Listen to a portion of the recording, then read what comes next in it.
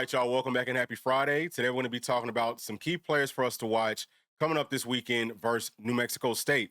It's a game that a lot of folks are just like sleepwalking through. I think over the course of this week, we've talked a lot about Florida, Vanderbilt, but this is such a huge week just because of the implications for our future, whether it's for the future of the rest of this season or the future for next year and so on and so forth.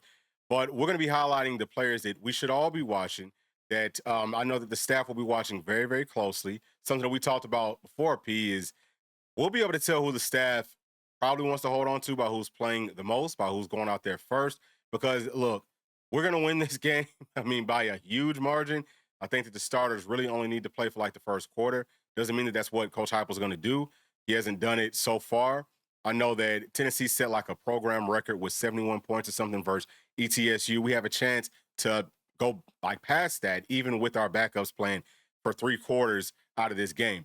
But whole lot of information. Y'all please make sure to like and subscribe to the channel. And P, I want to get your overall feelings right now just because Georgia high school playoff football is starting up tonight. For me, it's kind of like a holiday, but how are you feeling just like overall with the team, with what's going on with high school football, so on and so forth? And then, of course, you got a big-time championship game coming up on Saturday. So just share your thoughts with the people.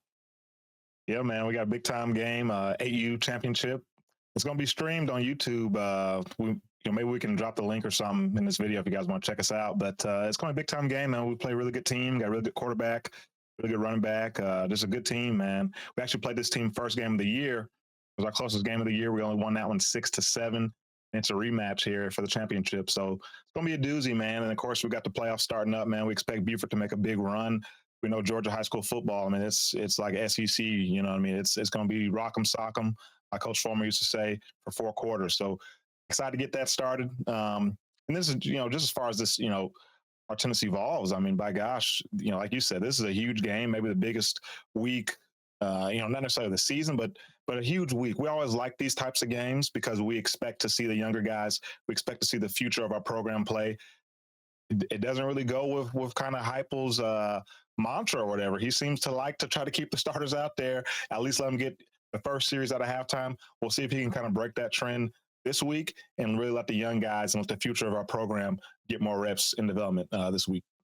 For sure. All right. So let's go ahead and jump into it, man. The first player that I want to talk about is going to be GMAC. Now, this is a list that P and I both put together. It's really not in any order necessarily. I tried to group by what the players play. But I think that we have to start off with GMAC. Some of these guys, like I said, is going to be players that P put out there. Some is, players that I put out there. Some we both thought. But P, I don't think that you put GMAC on your list. So I guess I just want to get your thoughts on GMAC coming up this Saturday and what your thoughts are. Yeah, well, I didn't put him on the list because I knew he was already on yours. So I was like, no need. Because, I mean, of course, GMAC, he goes without saying, he's a guy we definitely want to see. We expect him to be the guy next season. That's what we fully expect. Now, I guess the caveat to this is, what about Merklinger? I mean, as the staff already looked past Merklinger, because I know on this channel, we pretty much assume Merklinger's gone, but maybe he's not. Maybe he expects to come back. Maybe the staff still wants to develop and invest time in him. So maybe Merklinger gets a lot of reps tomorrow. Now, I'd rather see GMAC because I think there's more upside there and there's more potential. But this is a guy that we really believe in. We think this offense takes a step forward under his leadership next season if he is the guy. So we'd love to see him get I would like to see him get at least a half. Let him get a full half and let him run the full offense, and let's see what he can really do. Yeah, I mean, obviously, quarterback is just so important for your football team. I'm right there with you, P. I think that GMAC right now at 6'6", he might be closer to 6'7", and 195 is what he was listed at to start the season. Now, what I've noticed, P, as I was going through doing all the graphics and everything, I think that some of our players' sizes have been updated. So I'm not sure how much weight GMAC has actually gained. But my anticipation is coming out of this game, hopefully we all feel like all he's got to do is gain the weight. I always say it, but go back to the offseason. GMAC was outperforming everybody at quarterback, and that's not something that we're just making up. Like, we're not speculating when we say that. Y'all can go back and look at what different sites are saying after every practice, after every scrimmage. And I just think that he has what we need, because with the veer and shoot, which is what we used to run, we still run some of it, but now it's more pro style. With the veer and shoot, there's no real processing in it. It's just about, do you have the skill set to be able to make these throws? You know, but now that we're doing more pro style, that we run so much RPO, which we always have, but we run more RPO than any team in the SEC, maybe more than any team in the whole country. Some of the reading that I think GMAC can do at a probably higher clip than Joey Aguilar does, I feel confident with what he can do as our leader next season. But he has to show that. He has to prove that. So I think it's a huge day for him. And like you said, P, maybe Mark wants to stick around. So we'll see some of him too. I'm sure. How's he look too? I probably should have put him on this list, but he's not up here. So how is he looking? And will he stick around? If he does stick around, I think that's a very positive thing for our team, because you could maybe give him a slight bump in his pay, and you don't have to go back out to the portal and you have to probably spend, I don't know how much more. We'll just call it at least $500,000 more than what Mark would probably be asking for even after a raise. So from that standpoint of understanding that, man, we got to be able to allocate funds in a lot of different places, there's just a lot of big implications on how these quarterbacks play coming up on Saturday. All right, so next guy, Marcus Gorey, P. So cornerback, y'all can see all of the stats and everything, or, like whatever, all the measurables, what his class is, what he was coming out of high school. He's a guy that I think in high school, P, he was playing safety. I really like what I saw. And I would say that from what I've seen so far this season, it's been very limited. So that is worried me about what's going on in practice. But every single snap, and I watched every single one of his snaps, he looks good. You know what I'm saying? Like, he looks good in coverage. He looks good getting off blocks. He looks good coming up and tackling. So I'm not sure as to why it feels like maybe he's getting passed up. But I think that this is a player that I'm looking forward to. How quickly can he get out onto the field? How good does he look? Because he might be kind of like a fringe guy where if he ain't up to par, then we might have to go find somebody else out of the portal. Same thing that we just said about Merck, and so on and so forth. You can probably save some money by holding on to the players that's already part of this team, opposed to going out to the portal. But what are your thoughts here, Pete? Yeah, that's a nice call, man. He's kind of the forgotten man. I know I was really high on him in the offseason, just for a lot of reasons you said. We didn't see a ton of him last year. Look at his high school film, and you go over the clips that we did see of him last year. Like, he flashed his time in there. Like, I think he looks good. He's a lot taller than you think, 6'1". I mean, this guy has good size, good athleticism, good pop, physical player. I wonder if maybe the boo situations kind of weighed on him a little bit. These guys were teammates, probably really good friends. I wonder if some of maybe the off the field things or some of the issues Boo's dealing with are rubbing off on Marcus a little bit, and he's kind of in that same little doghouse, if you will. And if maybe since he didn't really contribute as much as Boo did last year, there wasn't as much expectation from the staff on him. So he's not really getting his opportunity. Like, Boo's kind of getting that chance just kind of by default, because we know he can do it. He did it last year. He's a really good player.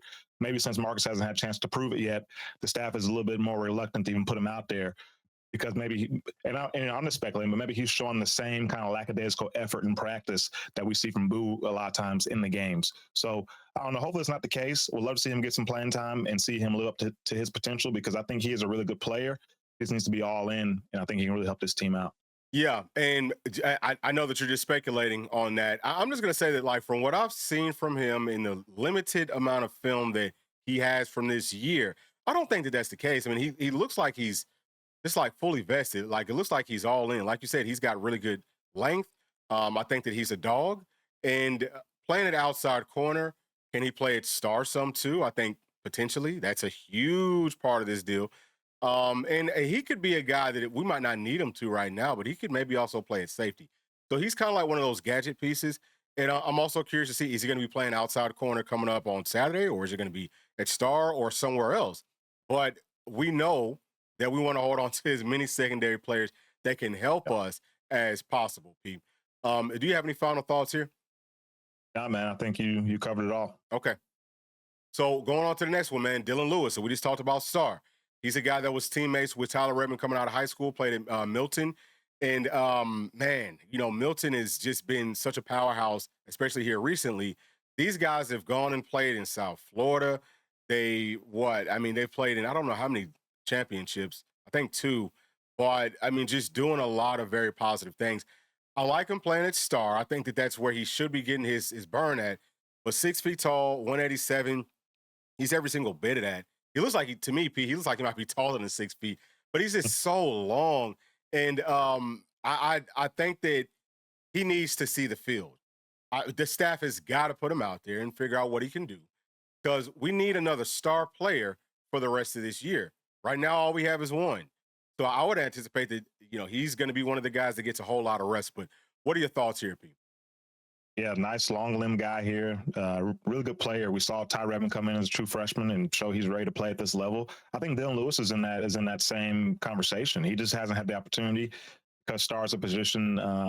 Staff is less willing to put the true freshman out there, which was why I was so impressive what Boo Carter did last season winning that job. But it's mainly been Boo and Jalen McMurray. But I think this guy's a prototypical star. 6 feet 187, like you said. I think he's bigger than that. I think maybe a little taller, but also seems like he's bigger than that. So this is a guy, man. I think he can come in here and can do it all. Good coverage, physical.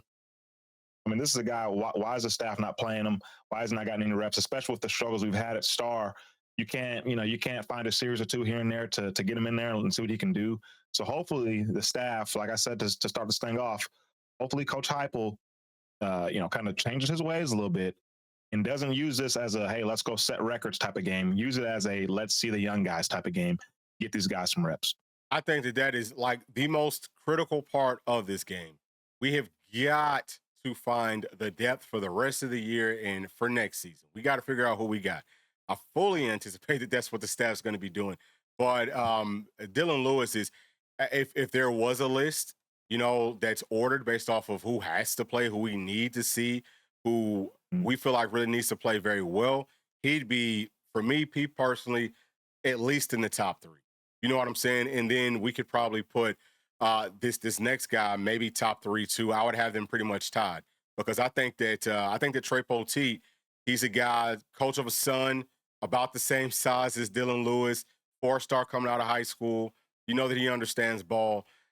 I mean, prototype star. Like you just said it, Pete. Why in the hell haven't they seen the damn field? Like that's one of my biggest issues. I don't get bent out of shape about a lot of things, but the way that we've handled Star this season, I have several problems with it. But we're at the end of the year now. Will we get it right? Like we have to get it right. But what are your thoughts here? Yeah, we like Poteet a lot. Really good size. Like you said, coach, son of a coach. This kid understands. He freaking gets it. Let's see him. Let's see him play. You know what I mean? Like, let's see what his coverability looks like. Put this guy out there on the field, and put him in some, maybe some adverse situations. Put him press man on the slot. See if he can do it. Because, like I said, this is a game. This is one of those games you should pretty much get off the bus and the power team's going to win the game for you. I mean, we won. As soon as we step off the bus, we won. Game's over, okay? It's not about winning and losing. It's about developing these guys.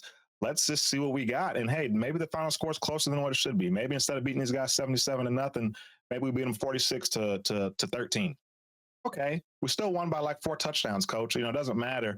Let these guys play. And I'm all for, heck, I mean, if we're up 20-0 first quarter, go and get the starters out. I mean, that's where I'm at. Now, I know coach won't do it because we got a big game next week. Want to get everybody ready, all that stuff. Hey, listen, get these guys out of here.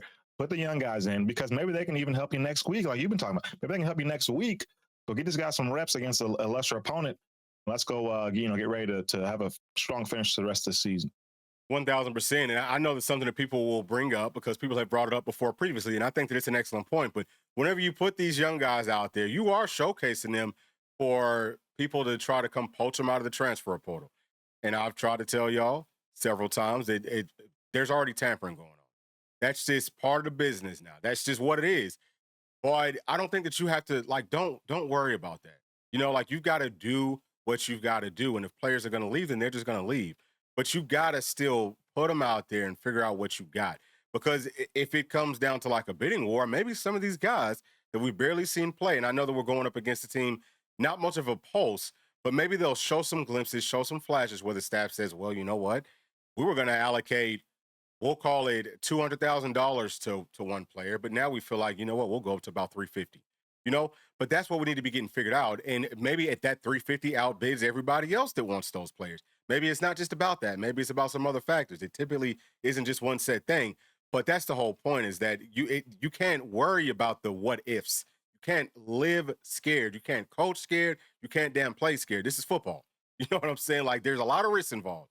You shouldn't be playing the damn sport or coaching the sport if you ain't ready for them risks. I think that we've got hopefully, we've got a team full of guys that's like that, guys and gals, but whoever isn't, this has to go. So I think that that's a big part of what we need to be figuring out. All right, so next player, man, Tim Merritt at 6'1", 185, four-star coming out of high school, and I'm just going based off of like their highest ranking, if y'all haven't noticed that yet. But he was a safety coming out of high school, and now playing at corner. I love his length. He had a really poor play that sticks out to me, P. I think it might have been versus ETSU, maybe it was UAB earlier in the year, where he got beat on like a double move. He got beat pretty bad, and I'm not picking on him at all, but what I want to see is growth, because he's going to have to be one of the guys for us next season. I would anticipate that pretty early on he's going to be out there playing outside corner. But can we mix and match him some at star too, and also safety? Because we need to know exactly what we freaking have in a live game situation. But I think that he's going to be perfectly fine. So, Pete, what are your thoughts? This guy. He's really impressive walking around out there at practice. I mean, he looks the part, like I said, really long limb guy. Looks like he's taller than 6'1", just because how long he is. Has really good size. So yeah, he's a guy I like to see more of. Like he's talked about the growth.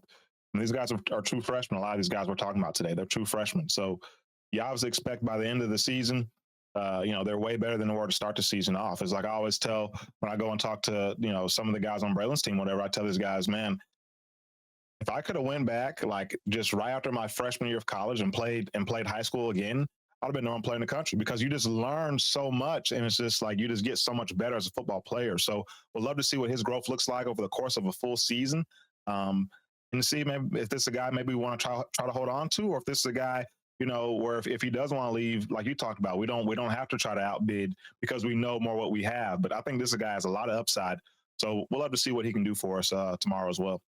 1,000%. All right, so next is Sidney Walton, playing at safety, 6'1", 196. He's another true freshman, three-star coming out of high school. I've seen some beautiful glimpses and flashes of what he does. My biggest thing, I think, before anything else with a football player is, are they going to be afraid of the smoke? Are they afraid of contact? Or will they stick their freaking face in there?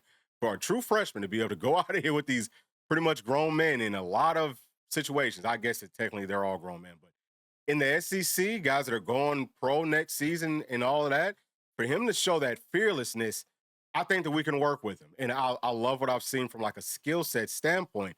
I know safety's hard to play because there's a lot mentally on you, but he's just going to get better from that standpoint. But we need to know, we all know this. At safety, we have got to figure out what the depth looks like right now and exactly how much we need to allocate coming up this offseason. But what are your thoughts, Pete? And I think he's been really impressive this season as a true freshman coming in, a guy that a lot of people didn't really talk about coming in. We went and watched some full game film from him in high school, and I said, man, this kid, like he definitely looks the part out there. Like he freaking looks great out there.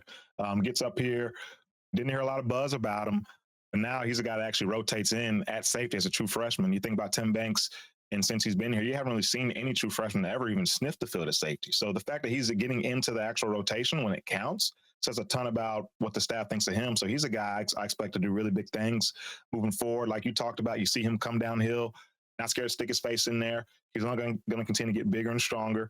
I think it says a lot about how smart he is, that he's picked up on the defense well enough that the staff trust him out there in these critical situations. So just want to continue to see him play, continue to develop, because he's a guy, we know we're losing turn time this year, or, after this season.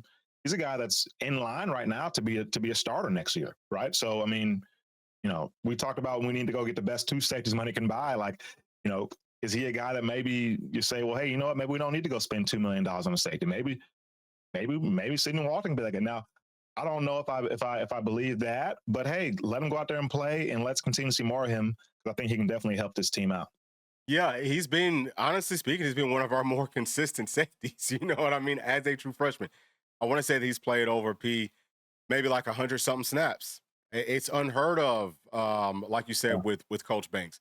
So moving forward, let's talk about Max Anderson. So now we're getting to the offensive line. So he could play at guard or center, but I think that for next year we want to see, can he play at guard? So I don't even think that, let's not waste up any of his snaps at freaking center. Don't waste his snaps at center in this game. We need to see him playing at guard exclusively, unless you think that he's an offensive tackle. But we got plenty, I think, plenty of center depth. But four-star coming out, I love what I saw from him as a true freshman, redshirt freshman now. I've seen some really good things. He's one of the young guys on the offensive line that you look at and say, okay, there's a little bit of separation there, right? Like he's on a little bit of a higher level than everybody else, at least earlier this season. Has he gotten better enough that we feel like we don't have to go out to the portal if Wendell Moore leaves and he can just be kind of like plug and play? But what are your thoughts here, Pete? Really like his film, what we've seen from him, like you said, going back to last year as well as this year. I mean, he's just a guy that he just seems like he knows what he's doing. He understands how to play football. I think he moves well as well. Like he, gets up to the second level well. And I mean, I think he just does a good job blocking, really good in the run game. I think he's solid in pass pro. So yeah, this is a guy you look at. I mean, look at the guys we're losing, potentially losing Wendell Moy. Who's your other guard? Perry / Umarov. So we'll see. But if nothing else, he's a quality piece. He's just another quality option for you on the interior of that offensive line coming back next season. A guy I think we definitely want to hold on to. I mean, he's a guy, like I said, if he's thrust into action, I feel pretty decent about him. You know what I mean? Like, I mean, you may not want to go the whole season with him right now starting, but I think he's a guy who can get you out of a game or two, if he needs to. And he's only going to get better. Redshirt freshman. Again, offensive line we talk about all the time. It takes time at that position to really be ready to play in this conference. So he's a guy, man. I think he's going to really, really pop onto the scene next year, and we'll definitely be fighting for a starting spot, probably that left guard. Yeah. So moving forward, we got Bennett Warren at offensive tackle, 6'7", 325. I would say that the growth that he's shown from the high school film that we broke down to where he's at right now, it's not a finished product yet, but that's what makes me feel even better. Because, man, he looks really, really good. I'm looking forward to seeing where he's at. He's a guy that could potentially get some big-time offers to maybe go be a starter somewhere. And maybe he could earn a starting spot here at one of the tackles, at right tackle, because David Sanders probably moves to your left. Maybe you want to keep Jesse Perry at one of the guards. I don't know, because I love Jesse Perry playing the tackle. But the whole point is this is a huge, huge game for Bennett Warren. Yes, and we freaking told you guys. We said, hey, it's going to take him some time. Didn't expect him to really help as a true freshman. Didn't really expect something from him this year. But the growth that we've seen, like I think he could help us this year if he's thrust into action. So this is a guy you figure probably is one of your starting tackles next year. Let's get him some reps, get him some experience, let him go in there, make some mistakes so we can see it on film and get better from that, make those corrections heading into the offseason. Because this is a guy, man, he has all the tools, has all the measurables, first round measurables on this guy. He's continuing to get stronger, continuing to get more mobile and all that stuff. But yeah, he's looked really good in the short glimpses we've seen of him this year. All right, so next guy, Jeremiah's Hurd. A whole lot of folks forgot about Jeremiah, 6'8", 333. As a redshirt freshman, he ain't barely seen the field this season. I think it's just inexcusable. I don't know how he looks in practice, but I'm going to tell you this. If you feel like he can't play offensive line, you should have been put him at defensive tackle. Like you should have been did that. But I think that he needs to see plenty of playing time because I don't want to lose him. He's probably the best looking player on this team from a physical standpoint, period, point blank. Maybe like the best we've had in a long time. He's kind of like a Big John, you know what I'm saying? Where it's just like, man, he just looks like a freak. He's one of those guys, like he's in that same ilk just from how he's built. It's different. But what are you looking forward to here? Yeah, he absolutely looks the part. You see him on the sideline. Somehow, they always get him on the sideline. He absolutely looks the part over there. Looks like $1 million. And it just feels like the staff's kind of mismanaged him. You go back to last season when we had 1 million D tackles. For some reason, they got him playing D tackle. We didn't really have an offensive lineman, you know what I mean? But he's a D tackle. Now, we're a little bit thin on the interior D line. We got plenty of offensive linemen, and we put him on the offensive line. Like I think we keep putting him in the wrong spot. But I mean, he's a guy, if he can figure it out, and we never get to see him in practice. I mean, we never get to see any of them at all, like in live action. So we have no idea how he actually is playing. I have to imagine it must not look very good because like he looks the part. Like there's no way like this guy can't give you something. So, I mean, I don't know what we're seeing from him in practice, but hopefully we can continue to develop him and continue to pour into him. Because like you said, I don't want to lose him. I don't want somebody else to go and develop this guy. And then, he starts being a first round draft pick for those guys. He can be that for us, whether that's offensive line, defensive line, whatever it is. So let's see if the staff puts him out there. And maybe Coach G says, hey, Coach Elby's not going to use you. Let's plug in D tackle. This is your gap. Freaking don't get moved, and let's see what he can do. You know what I'm saying? He definitely has the talent. Like there is no question, and it does. It takes time. Like you talked about it. Offensive line, it takes time. He didn't play too much offensive line. I don't think coming out of high school. I think he was mostly just like a defensive tackle or defensive lineman. So having to learn some of that stuff. Yeah, go ahead. And I want to say he didn't even start playing football till like his junior year of high school. So he is. I think he is still new to football in general. Yeah, yeah, and I mean of course, like that just adds to my point that we gotta find a way to keep him on this team because you need depth at the offensive tackles. You have to have several guys there. We don't want to be shorthanded there like we were shorthanded at wide receiver or at safety, and you know what I mean. So we've got to find a way to hold on to Jeremiah. And I think that the first part of that is him getting plenty of reps coming up on Saturday. So next, man, defensive line. So Jaden Lofton at 6'4", 255. He's a guy that four-star coming out, loved his film. I think he's a strong side defensive end. And we just haven't seen him too much, but he is gonna have to step up because I think the possibility that some of the other strong side defensive ends, they might be leaving. But he's one of the guys that like I said, I've gone through, I watched all the underclassmen. He's one of the guys that I went back and I said, okay, um, he's probably got a chance versus some of the other stuff out there. So I want to see a very strong showing from him coming up tomorrow, Pete. I agree, man. This is a very athletic kid coming into this. That 2025 class is loaded with talent, especially on the defensive side of the ball. So this is a guy, man. He has all the tools to be a really good lineman in this league. So let's give him some reps, give him some exposure. Let's see what he can do. Get our eyes on him, and see if this is a guy that we think can help us next year. Because I think he has all the tools to be able to do it. He just needs to get those reps. Yep.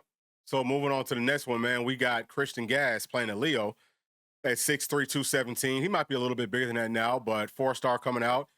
It's going to be huge because I don't know if Caleb Herring sticks around or not, but right now Christian Gass might be the number 3 Leo. We always rotate 3 since Coach Chop and Coach Garner have been here. We are going to rotate 3 guys there, but I want to see that he's kind of like taking those steps forward. He looks like he has gained some weight.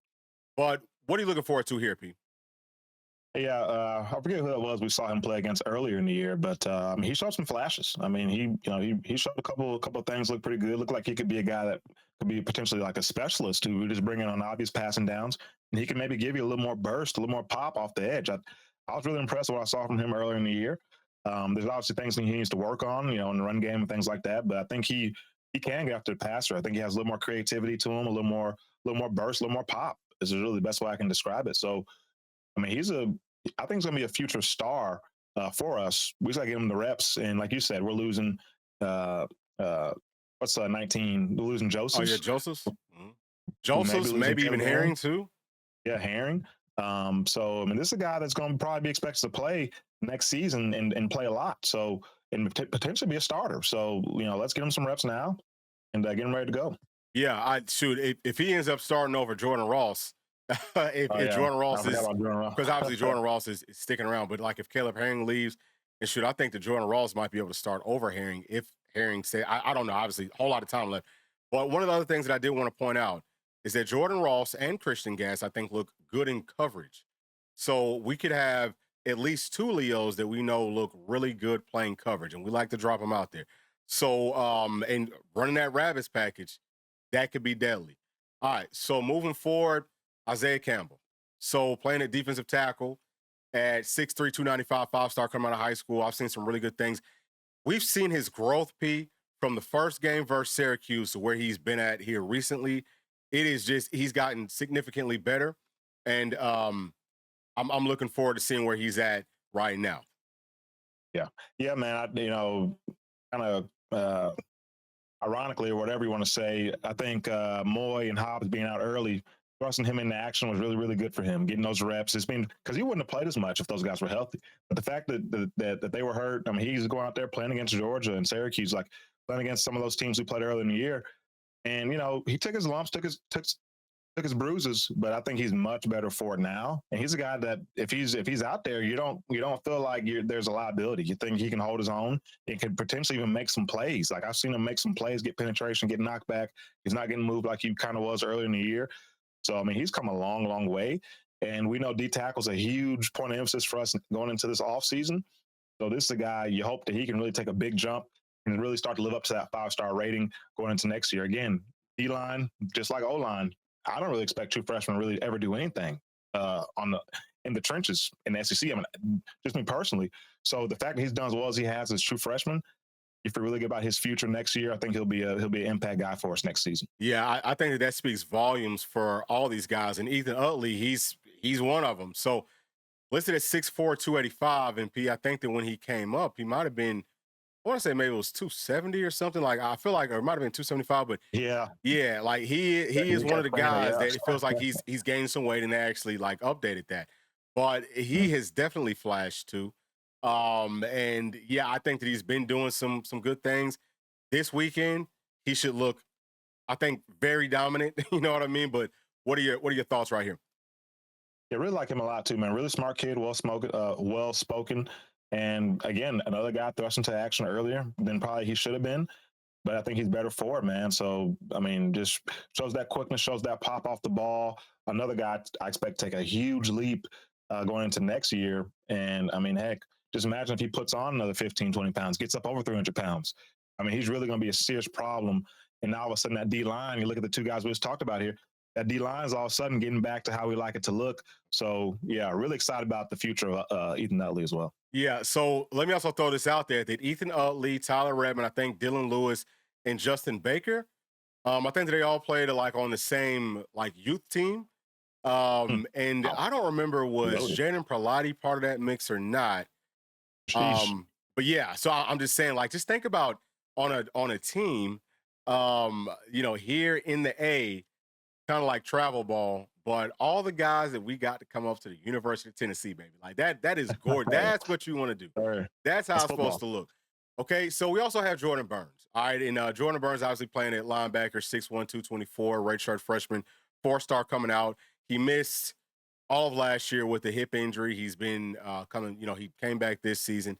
Hasn't played as much as I would have wanted him to. I think he's got to get stronger at the point of contact. Once he gets that figured out, then he's going to be a problem because I think he might be like the best overall athlete out of our linebackers, but it's tough to say because those freshmen, both of the Jadens, they're like on that same level too.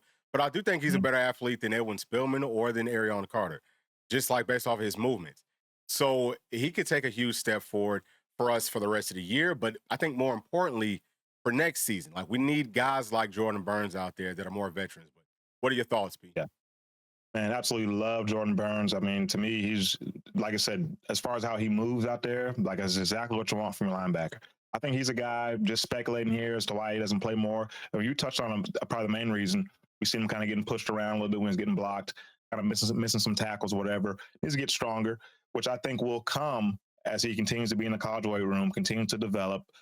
He could be a guy's kind of a late bloomer, right? Maybe you look at him, all of a sudden he pops onto the scene as a redshirt sophomore, redshirt junior, whatever. And you're like, man, where's this guy at his freshman, sophomore year? Well, he just wasn't physically quite there from a strength perspective, but he's a guy, once he gets the strength portion of it down, I think that's really all she wrote. I think he'll be an all SEC guy. And then maybe there's a mental piece to it as well. Maybe he's not quite hitting on his assignments the way he needs to be.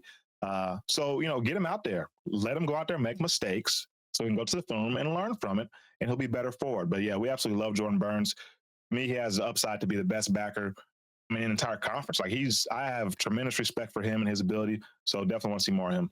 Yeah, I'm so glad that you said that because I was about to kind of start to go into it as well. Like his ceiling, like we talked about Jeremiah's hurt when he's like, man, it's prototype.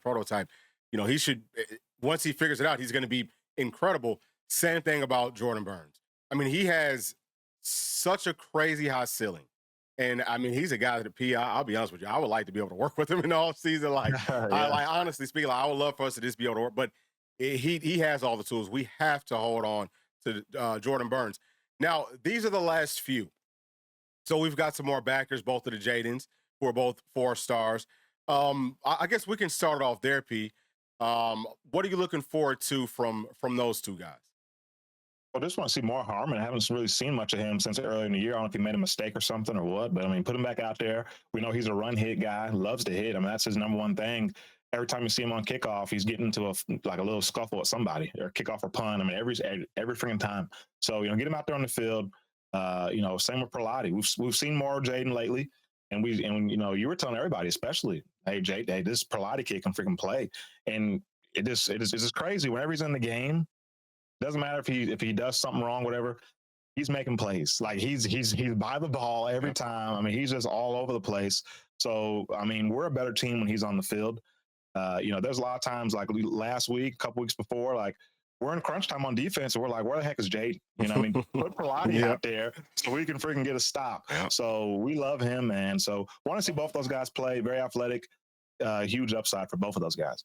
Yep. So what are you thinking about Ed? Because obviously playing at safety, I think that he's done some better things for sure, more towards like the end of this season. He's really starting to figure it out. He's another one. He's not scared to go stick his face in there. I think that his fundamentals earlier, needed to get cleaned up. It feels like that's gotten cleaner, and now he's playing better. I think that his coverage, he hasn't been targeted too much, but I think that his coverage has been pretty solid. But what are you looking forward to here? Yeah, man. Farouk's, I mean, that's the thing too. Like he's a young guy. I mean, he's a redshirt freshman, first year starting. Started the year off a little bit rough, especially with kind of the missed tackles, but I think he's really cleaned that stuff up and he's flying around. To me, he's probably been playing. I mean, I haven't been watching much film lately, of the all 22. But for me, at least for watching that live, I feel like he probably has been our best safety the past couple of weeks. Like, I mean, he's been playing really well, I think. So to continue to see him get better, continue to see him be more comfortable out there, be in command, continue to tackle, because he's a guy we're going to need to help us out big time next year. Yeah, then next we have Brame, who plays at tight end. He's another freshman, and we don't have Ra up here, but Ra should have been up here. But what are your thoughts there, Pete? Brame, want to see more of him, man. What does he go, about 6'5", 245, athletic. What was that game? Alabama game. They put him in late in the game for whatever reason. He's making plays, moving us right down the field. Put him in the game more. Okay, this kid's a stud. Would sure hate to freaking lose him to the transfer portal because we didn't let him play as a true freshman. I mean, let the kid play. He's ready. Okay, can he block? Let's see. Even if he can't, put him in a position where he ain't got to block. Okay, like put him in a position to just go make plays because he can do that for you. And then talking about Ra, same thing. We haven't seen a ton of him. I know he got hurt, got banged up. Seems like every time he's in the game, whether that's spring game, whether that's clips of practice, whatever it is, he's making plays. He's a baller. He's a guy, people talking about Tristan Keys and these guys coming next year. Love those guys. Ra ain't going quietly now. He's a stud, and he may be the best freaking receiver in the SEC next year. So love both those guys. Yeah, I think that was perfectly said. And then we also have DeJuan Morris and Justin Baker at running back. These are two guys that I just threw in there just because we're on the kind of like list of, to me, these players are more like, well, we've seen some of them. We've seen them play, not every single one of them. But for me, running back, I'm not even concerned about running back. I think that we're going to be fine. It's two really good quality freshmen. But do you have any thoughts here, Pete? Yeah, really like what I've seen from Morris. He has that pop you're looking for, a quick twitch guy. I think as he continues to get bigger and stronger and there's more experience, I mean, I think he could help us this year. Like, I think, he's a guy, you can turn around and give him the ball now. I think it'd help us. But just those top three guys, we're not going to really take reps from them. But same with Baker. We haven't really seen him much in game, I don't think. But I know in the spring game, he looked really good. This is a big, strong, physical kid, and people don't realize this is a track guy. Okay, he can run. So he's a guy. I mean, you talk about whoever we lose, if we lose Bishop and Starr, I mean, to me, there's no drop off. We potentially get better because both of these young men have more physical tools than either of those two guys. Yeah, I definitely, I'm the exact same way. I think that the running back room will probably take a step forward next season. And that's not taking a shot. But one of the things that I will point out is that for the members, we broke down Morris and we broke down Baker and some other young guys on this team. And Morris is like that home run threat. He can make you miss inside of a phone booth. He's got that. And with Justin Baker, he has it too, but he's more of like with the Buford mindset of, hey, man, we're going to take what's there. And he's making people miss while taking what's there, just like getting us 4 to 5 yards. And I think that's what our running backs have been missing, like our starters this season. It's too much trying to hit home runs. Bro, just go get what's freaking there. Like, that's why I think that's why the running game feels like it's taking a step back. Don't try to do too much, but that's something that I feel like Baker can help us out with, and it's going to be a nice 1-2 punch. Yeah, and I was just going to add, I think both these guys have better hands than what we've seen from our running backs this year. So that's going to be a huge element of our offense next year, getting these guys out of the backfield. Yeah, and that's why I almost didn't even put them up here because it's like, bro, I'm not worried about running back. All right, so last player that I wanted to put up here is Mod because I think that there is a small possibility, might be a little bit better than a small possibility, P, that he's going to play this weekend. And folks have talked about it. We've talked about it. But what would you be looking for from Mod if he does come back some this weekend? Because I think if he doesn't come back this weekend, like why in the hell would he come back versus Florida or versus Vandy? Man, I just want to see how he feels out there. You know what I mean? Just want to kind of see how he's moving, see if he's favoring that knee at all, and to see if he's back, to being himself, if he's comfortable, doing what he does. Because I mean, he's a guy, he has all the tools, coverability, tackling, getting off blocks. This guy can do it all. I just want to see how much of himself is he? Like, is he back to being himself? And if he is, that's a great sign for us moving forward this year, because I mean he's going to really shore up a lot of that defense. Like we talked about, a guy could potentially play star for you, and so now all of a sudden you feel much better about your back end coverage if you can put a guy like that at star. So we'll see how he feels if he gets to play, but I just hope that if he gets out there, he's ready to go, and everything goes well for him. Yeah, and I would echo everything that you just said, P.